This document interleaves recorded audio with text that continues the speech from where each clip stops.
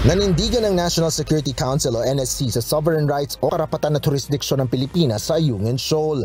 Ito ay dahil bahagi ng Exclusive Economic Zone o EEZ ng Pilipinas ang naturang lugar sa West Philippine Sea na kinilala naman ng international law at ng 2016 Arbitral Award. Sa opisyal na pahayag ng NSC, iginiit ni National Secretary Advisor Secretary Eduardo Año na hindi kailangan at hindi kailanman kakailanganin ng bansa ng pagsang-ayon ng China para sa anumang aktibidad ng Pilipinas sa Ayungin Shoal. Nag-ugat ang pahayag na ito ng kalihim matapos ibunyag ng Philippine Coast Guard ang pangaharang at sadyapang pagbabangga ng Chinese counterpart nito sa mga Philippine boat na nagsasagawa ng medical evacuation sa West Philippine Sea. At some point, when we were about to transfer the sick personnel of the Armed Forces of the Philippines, the China Coast Guard rubber boat even intentionally rammed our small boat, no? Kung titingnan mo nga, muntik pang mahulog yung nagta-transfer, no? So this is a deliberate action on the part of the Chinese Coast Guard. For us, we condemn such action. Depensa naman ni Chinese Foreign Ministry spokesperson Mao Ning, kung maagang ipinaalam ito ng Pilipinas sa China, ay pahihintulutan nila ang evacuation o pagdadala ng personnel.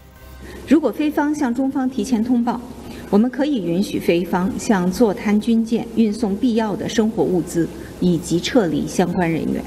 Sa halip, inakusahan pa ng China ang Pilipinas na nagdadahilan lang para makapagdala ng construction materials upang permanenteng okupahin ang Ayungin Shoal.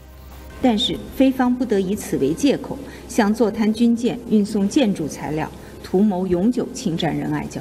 Ayon sa PCG, ipinagbigay alam naman nila sa Chinese Coast Guard ang kanilang humanitarian mission sa pamamagitan ng radyo at public address system.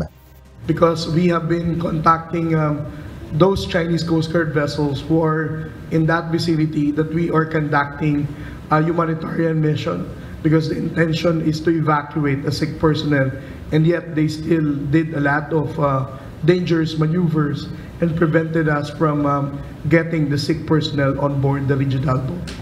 Ngunit para kay Secretary Año, balintuna, walang kabuluhan at hindi katanggap-tanggap ang pahiwatig ng China na dapat magpaalam sa kanila ang Pilipinas para makapunta sa Ayungin Shoal.